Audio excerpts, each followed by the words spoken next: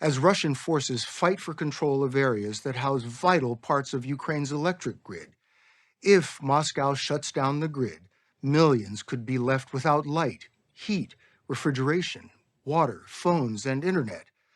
The White House is monitoring our own critical infrastructure after 2 Department of Homeland Security warnings last month about threats to our grid. One noted Russia has proven its ability to use cyber attacks to shut down electric grids and compromised U.S. energy networks. We've been looking at the grid for months, and we're surprised to learn how vulnerable it is and how often it's deliberately targeted.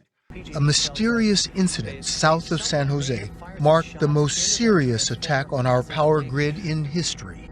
For 20 minutes, methodically fired at high-voltage transformers. They knew what they were doing. They had a specific objective. They wanted to knock out the substation. And what the former commandos found looked familiar.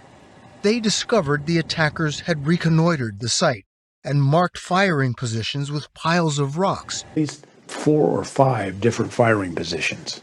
No real security. There was no security at all. Aimed at the narrow cooling fins, causing 17 of 21 large transformers to overheat and stop working. They hit them 90 times, so they were very accurate. And they were doing this at night with muzzle flash in their face. The substation was down for weeks. If they had succeeded, what would have happened? Could have brought down all of Silicon Valley. We're talking Google, Apple, all these guys. Yes, that's correct. Grid is a sprawling target.